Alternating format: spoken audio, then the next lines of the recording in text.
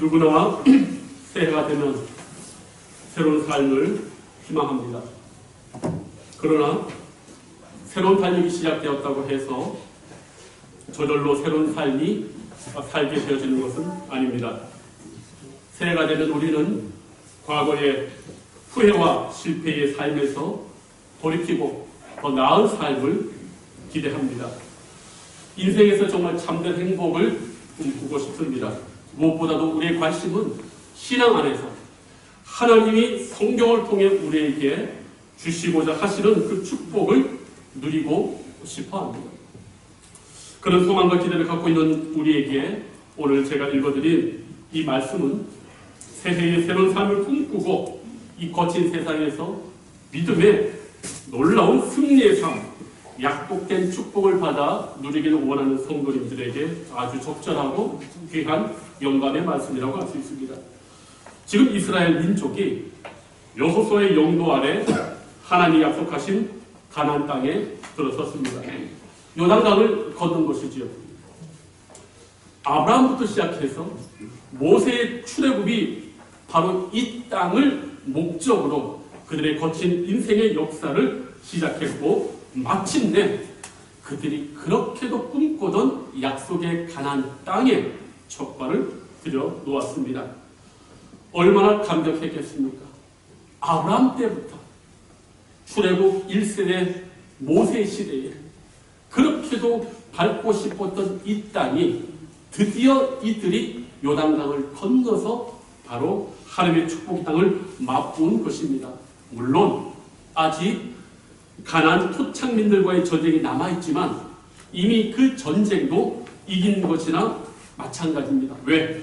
5장 1절에 보니까 이 가나안에 거했던 수많은 도시국가의 백성들과 왕들이 이 5장 2절 하반절에 보면 우리를 건너게 하셨음을 듣고 마음이 녹았고 이스라엘 자손들 때문에 정신을 잃었다.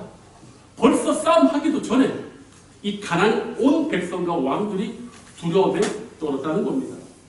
그렇다면 전쟁이라는 것은 고도의 심리전이고 아무리 무기가 많고 군사의 수가 많아도 사기가 저하되고 두려움에 떨면 그 전쟁은 진 거나 마찬가지입니다.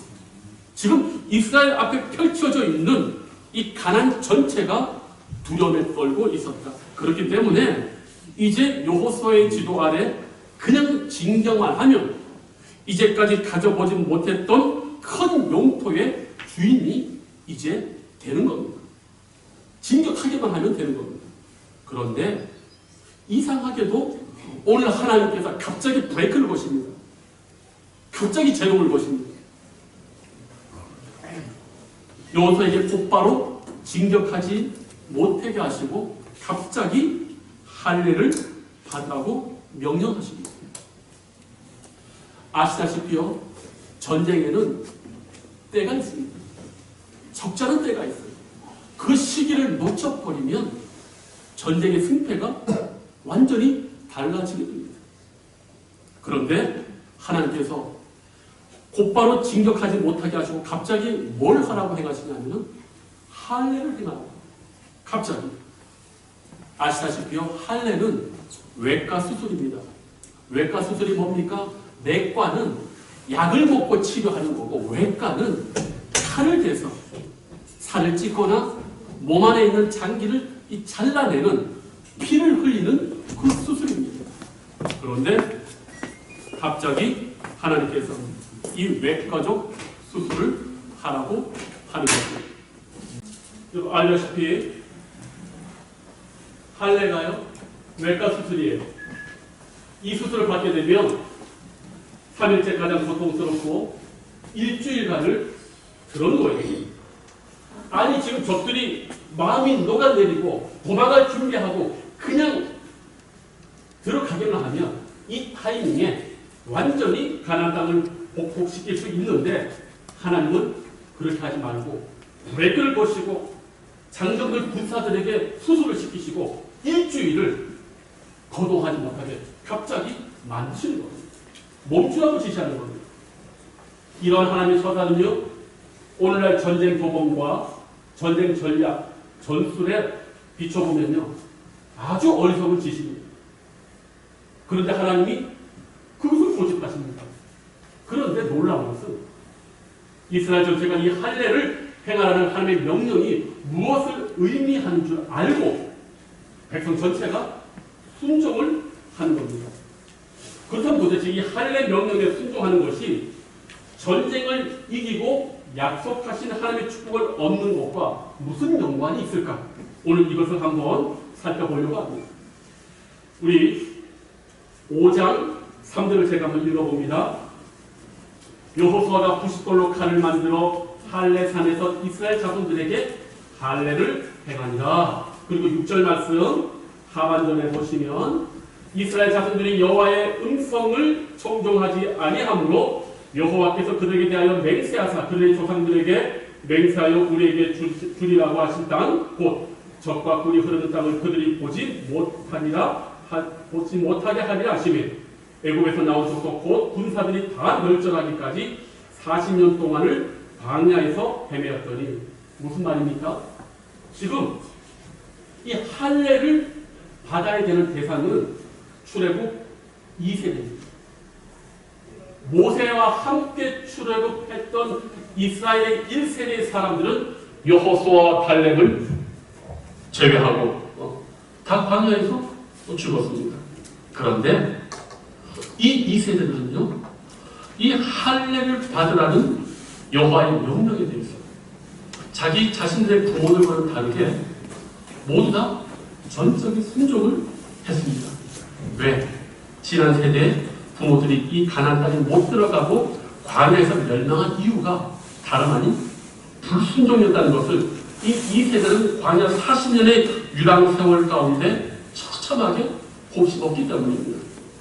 광야의 출애굽 2세대는요, 하나님의 축복을 받아 누릴 수 있는 근본적인 신앙의 대결, 자신들의 삶 앞에 놓여져 있는 그 인생의 여러 고통과 고난을 이기고 승리할 수 있는 비결은 바로 하나님의 말씀에 대한 전적인 순종의 은혜를 받아들일 때 이것이 가능하다는 것을 이 2세대는 몸소 오늘 보여주고 있습니다. 비록 하나님의 명령이 이해되지 않고 납득되지 않는다 할지라도 하나님의 말씀이라면 내 생각 내려놓고 믿음으로 순종으로 받아들여야 한다는 것을 지금 이들이 고백하고 있는 겁니다. 이들은 아는 것이죠. 자신들이 이 약속의 땅을 정복할 수 있는 것은 군사적인 유리함, 전쟁 무게 많고 적은 군사의 수에 있는 게 아니라 오로지 전지전능하신 하나님에 대한 신뢰와 순종, 그것으로 하나님의 힘으로 이 땅을 축복으로 유업받을 수 있다는 사실을 지금 이들이 고백하고 있는 것입니다. 이들이요, 이 할례를 행하라는 하나님의 명령을 순종하는 것이 결코 쉽지 않았습니다. 왜냐? 일단 이 할례 자체가 고통스럽고 일반적으로 야만적이라고 느껴질 수가 있었어요.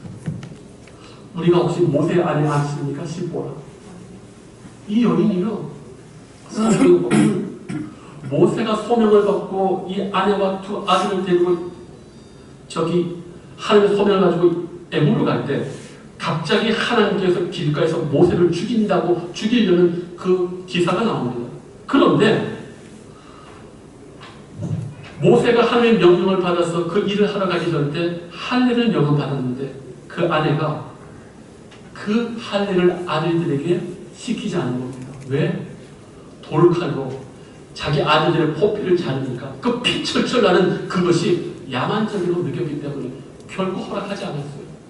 남자들이 마누라 못 이기지 않습니까?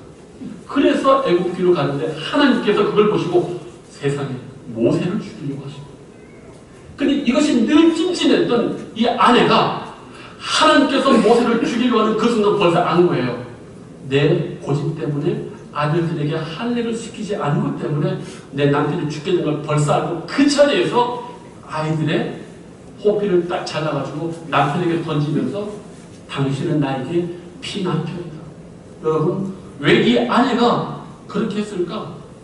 지금도 그렇지만 당시에 맞지도 하지 않고 잘 들지도 않는 그 칼을 가지고 자기 아들들의 포피를 자른다는 게요, 그게 우리 생각처럼 쉽지가 않아요. 그런데 그 할례가 바로 그런 것이었습니다. 이거는 정말 정서적으로 받아들이기 어려운 부분이었어요.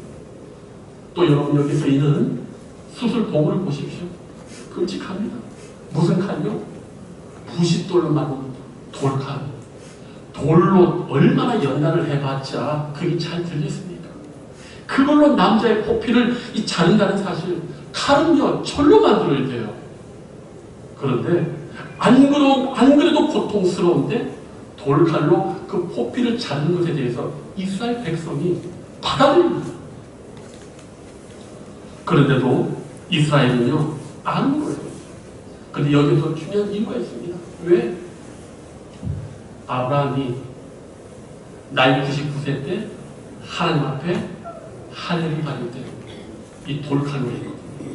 이 이스라엘 백성이 철로 된 칼로 할 수가 있었습니다. 그런데 이들이요, 아브라함이 하나님과 이 할례 언약을 맺을 때 쓰였던 그 무딘 부싯돌 돌칼을, 철로 된 칼을 쓰지 않고 아브라함과 같이 그 칼로 자신들이 할례를 행했다는 거예요.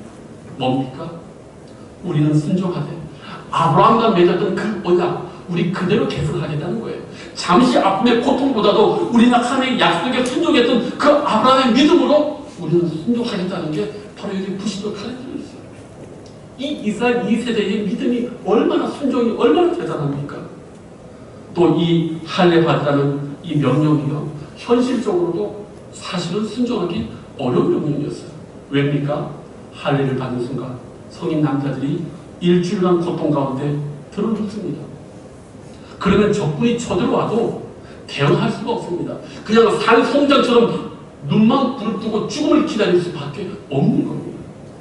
우리가 이에 대한 예적을 디나의 세겜 사건 알지 않습니까? 야곱에게 딸 하나 있었어요. 외동딸 디나.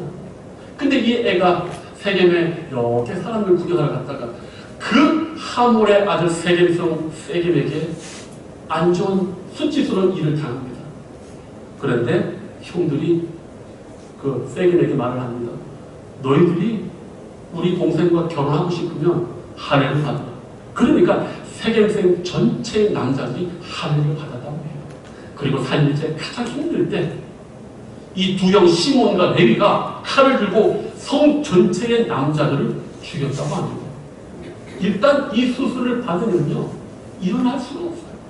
저항할 수가 없습니다. 그런데 보십시오. 지금 이스라엘 백성은 지척에서 여리고성을 눈앞에 두고 있습니다. 그런데 싸움을 해야 될 장정들이 그 수술을 받고 다 들어누워 있는 게 만약에 알려지면 여리고성 사람들뿐만 아니라 그 주변 도시국가의 사람들이 연합하면 하루가 뭡니까? 한나절이면 이스라엘 전체가 돌게 되는 그 지금 사건이 벌어질 수가 있는 거예요. 혹시라도 남자들이 쉬는 소리가 크거나 수다스러운 여자들의 소리가 그 세상 첩자에게 들어가기만 하면 이스라엘 전체가 바로 거기에서 지뢰 멸렬하는 것은 시간 문제였어요. 대단히 위험하고 대단히 납득할 수 없는 하나님의 명령이었습니다. 그런데 놀라운 것은요, 이스라엘 백성들이 광야 1세대 같으면 모세에게 대적하는 것처럼 당신 지금 정신이 있냐? 지금 적군이 지척에 있는데 이 싸울 수 있는 장성들이 그 수술 받고 일주간 끙끙 앓고 있으면은 10명, 100명만 우리 전체가 지리 멸리라을 때 지금 여기서 수술을 받으라고 했을 텐데 이스라엘 2세대는요 이해되지 않고 납득되지 않는 하나님의 명령에 대해서 그냥 순종하는 거예요. 칼도요 아브라함이 썼던 그 거친 돌로 만든 칼로 자신의 포기를 베었다는 사실.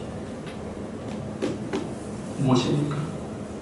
이들은 순종하니 내 생각 내려놓고 내 의지 내려놓고 내 지혜 내려놓고 하나님의 말씀에 순종하는 것만이 우리 앞에 놓여있는 그 축복, 이 거친 인생 이겨낼 수 있다는 걸 이 2세대는 말없이 순종하면서 보여주고 있는 겁니다.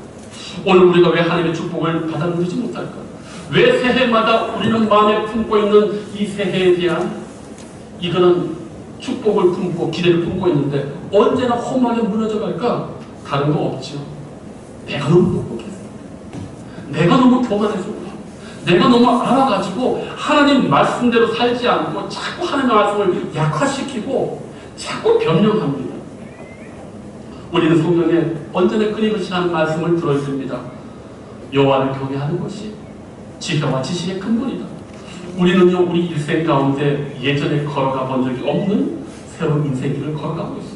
우리 모두 초행길입니다. 그러나 이 인생의 시행착오를 하기에는 우리 인생이 너무 짧습니다. 그래서 하나님 말씀하시는 거예요. 이 인생 내가 계획했고 내가 준비했는데 내 말 듣고 시행착오 거치지 말고 한번 살아가. 언제나 성경이 우리에게 말하고 있습니다. 사랑하는 성도님들, 올해는 우리를 사랑하시는 하나님의 말씀을 전적으로 한번 믿고 순종하셔서 예배하신 승리와 축복의 삶 한번 경험해 보시는 축복된 우리 성도들 되시길 축복합니다. 이제 다음으로 한번 살펴볼 것은요, 이 할례가 갖는 영적 의미가 도대체 새로운 삶, 승리의 삶을 누리는 이 비결과 어떤 의미가 있는지 이제 한번 살펴보려고 합니다. 5장 9절에 아주 의미심장한 우리 하나님의 말씀이 있어요. 이들이요, 할례를 받고 끙끙 앓아 누워 있을 때에 하나님께서 이 의미를 말합니다. 여호와께서 여호수아에게 이르시되 내가 오늘 애굽의 수치를 너희에게서 떠나가게 하였다. 참 이상하죠. 우리 같으면 지금 전쟁하니까 뭐 육체적으로 힘을 내고 전쟁에 이길 수 있는 어떤 의미를 부여하실 거라고 생각했는데 전혀 그런 의미가 아니라 뭐라고요? 하나님께서 할례를 명하신 근본적인 목적과 이유가 다름 아닌 이스라엘 백성의 수치를 떠나가게 하셨다는 그런 말씀을 하십니다. 뭡니까? 이스라엘 백성의 내면의 패배감, 수치감, 과거에 사로잡힌 부끄러움을 가지고서는 새로운 삶을 살아갈 힘도 없고 그 축복을 온전히 누릴 수 없다는 거 지금 말씀하고 있습니다. 이 점을 강조하는 것이 아주 중요합니다. 우리가요, 새로운 삶의 시작과 도약을 감행하기는 주저할 때가 많이 있어요. 우리가요, 축복의 삶을 기대하지 않고 주저앉을 때가 많이 있어요. 우리가 하나님의 축복을 온전히 받아 누리지 못하는 이유가 뭐냐 하면 바로 내 내면의 죄의식, 수치감, 이 부끄러움이 해결되지 않기 때문에 하나님의 축복을 누리지 못하는 경우가 많이 있습니다. 우리 영혼의 깊숙한 곳에는요, 수치, 죄의식, 부끄러움이 있는데 이것이 제거되지 않으면 새로운 삶을 향한 용기, 도전, 새로운 땅에 들어가도 그것을 온전히 누릴 수가 없는 겁니다. 오늘날 사탄이 바로 이 점에서 우리 기독교인들을 아주 교묘하게 괴롭힙니다. 하나님께서는 과거에 내가 생각하고 싶지 않은 과거의 기도를 우리는 벌써 이미 다 들렸습니다. 그런데 우리는 삶 속에서 내가 과거에 회개했던 그 죄악을 자꾸 사탄이 생각나게 해요. 그리고 우리는 자꾸 그 생각에 사로잡힙니다. 분명히 기억하셔야 됩니다. 하나님은 우리 자신이 회개한 죄에 대해서 그 죄를 영원히 기억하지 않으신다고 말씀했습니다. 그런데 우리 영혼에 사탄은 우리 연약한 심령 속에 자꾸 그런 생각을 생각나게 해요. 거기에 사로잡히게 해요. 그리고 자꾸 회개하게 합니다. 바로 그때 우리가 기억해야 됩니다. 사탄에게 지금 속고 있다는 걸 우리가 기억해야 됩니다. 그러한 수치, 죄의식을 가지고 있는 한 우리는 인생에서 행복할 수가 없습니다. 우리는 그러한 생각이 들 때마다, 그러한 생각에 사로잡힐 때마다 우리는 사탄에 대해서 담대하게 뻔뻔하게 대적해야 됩니다. 하나님께서 내가 이전에 회개한 죄에 대해서 용서하시고 다시금 기억하지 않는다고 했는데 사탄은 물론 그 생각에 사로잡혀서는 안 됩니다. 이 길갈이라는 말이 참 재미있어요. 우리가 이 길갈이라는 말이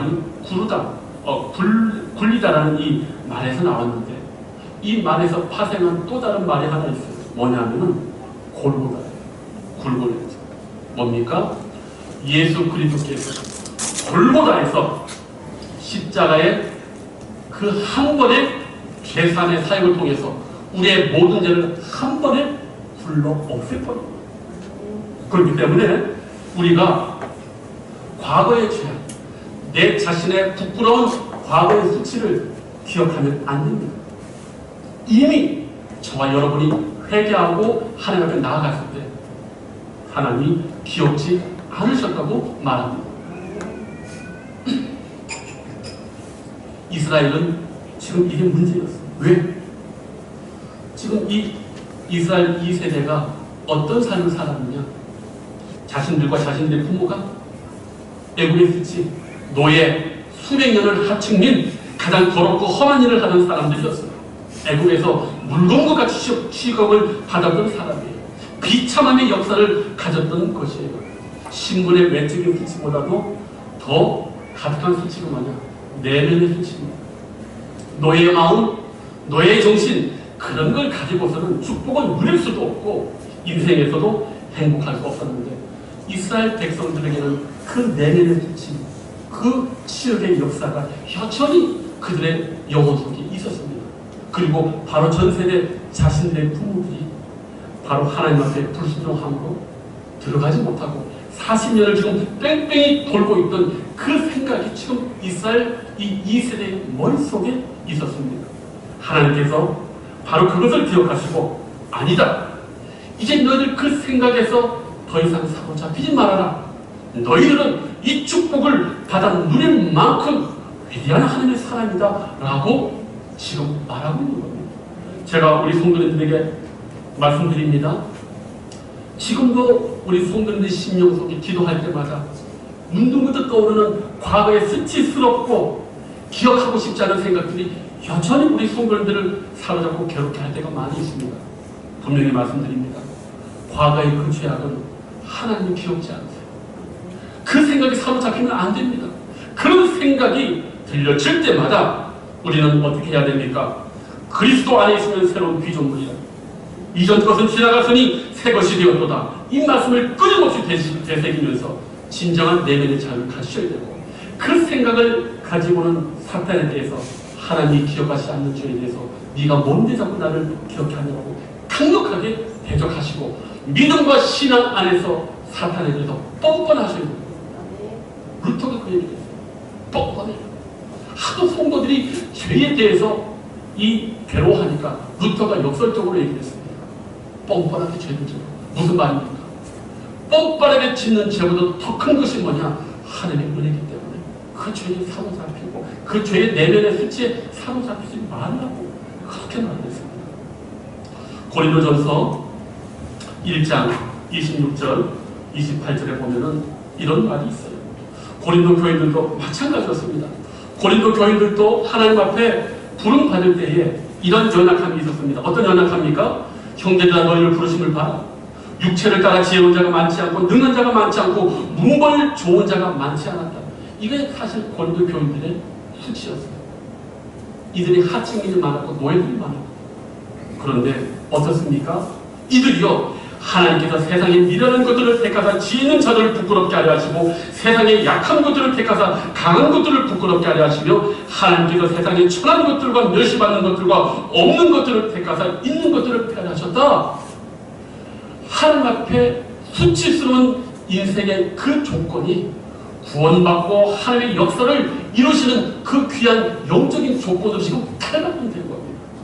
오히려 그것을 고린도 교인들은 자랑스러워 할 수 있게 된 것입니다.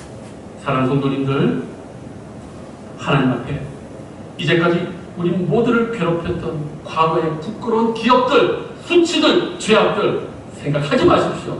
전부 다 사라졌습니다. 오늘 주님이 우리에게 말씀하고 있습니다. 하나님 기억지 않으십니다. 믿습니까? 하나님 기억지 않은 그것을 가지고 괴로워하실 필요가 없어요. 믿음 안에서 뻔뻔하셔야 됩니다. 여러분 자신을 여전히 괴롭히는 수치, 실패, 죄의식 모두 다 뻔뻔하게 모두 다 풀려버리시길 축복합니다. 그것이 더 믿어지지 않는다면 이걸 꼭 하나 기억하십시오. 현장에서 가늠한 여인이 잡혔습니다. 이 유대인들이 얼마나 나쁜 거 아니에요? 가늠을 혼자 합니까? 둘이 하잖아요. 여자만 데리고 오는 거예요. 이 악한 유대인들이 남자는 데리고 오지 않아요. 여자는 실록을 하지 않아 걸치지 못하고 그 대낮에 불려옵니다. 얼마나 수치스럽습니까? 죽고 싶은 거죠. 그런데 우리 예수님 어떻게 했습니까? 나도 너를 정죄하지 않는다. 우리 예수님이 심판의 날에 우리를 함께 심판하고 변호하시는 하나님을 기억하셔야 됩니다. 우리 생각에는 당장 그 자리에서 돌로 쳐 죽게 되겠지만은 하나님 되신 예수님은 나도 너를 존재하지 않는다. 하물며 지금 이 예배 자리에서 예수님을 주님으로 시인하고 있는 우리에게 우리 하나님이 얼마나 우리를 긍휼히 여기시고 우리의 죄악을 생각지 않고 우리를 사랑하시겠습니까? 이걸 꼭 기억하셔야 됩니다. 하나님께서 지금 이스라엘 백성들에게 이 출애굽 2세들에게 그들이 실패했던 과거, 그들의 죄의식, 수치에 대해서 더 이상 거기에 사로잡히지 마라 이렇게 말씀하고 있습니다. 그 내면의 자유함을 통해서만이 하나님의 은혜를 온전히 받아 누릴 수 있다는 것을 오늘 우리에게 보여주고 있습니다. 사랑하는 성도님들, 저는 오늘 이 새해를 맞이하면서 우리가 하나님 앞에 이 인생의 새로운 삶을 축복을 누리려면 이 순종하는 은혜가 있어야 되고 이 수치를 물러가게 하신 하나님의 은혜를 저는 우리 온 성도님들이 믿음으로 받아들일 것을 권면합니다. 이 말씀이 더 의미심장한 게 뭐냐 하면 어떤 면에서는 순종하고 이것이 내 의지인데 왜 제가 은혜라고 하냐 하면 하나님이요 이 자리에서 이렇게 되게끔 완전히 이스라엘 백성을 궁지로 몰아넣으셨어요. 뭡니까? 요단강을 딱 건너니까 40년간 광야 뺑뺑이 돌았을 때 그 얼마나 삭막합니까? 그런데 요단강을 건너서 가나안 땅 딱 들어오니까 눈이 확 열리는 거죠. 풍성합니다. 귀역합니다. 아름다운 이 집들이 있습니다. 너무너무 좋죠. 그런데 하나님이 묻는 거예요. 한 해를 행하라고 하시면서 행할 거야 말 거야. 안 행하면 어떻게 합니까? 뒤로 빠꾸. 우리 성도들 같으면 40년 뺑뺑이를 돌겠습니까? 눈 질끈하고 할례 행하고 가나다에 들어가겠습니까? 이게 왜 은혜냐? 하나님이요 다른 선택을 못하게 하십니다. 뒤로 가게 하고 싶은 그 마음을 아예 원천적으로 지금 차단시켜버립니다. 얼마나 감사합니까? 우리가 인생을 돌이켜보면요 그런 경우가 많이 있어요. 삶의 막다른 골목에 왔을 때 세상의 시각으로는 망했다고 하지만 그렇지 않습니다. 그 자리가 하나님만을 바라볼 수밖에 없는 상황이라면 그게 지금 위대한 축복의 자리인 것이에요. 바로 지금 하나님께서 이 길갈에서 말하는 겁니다.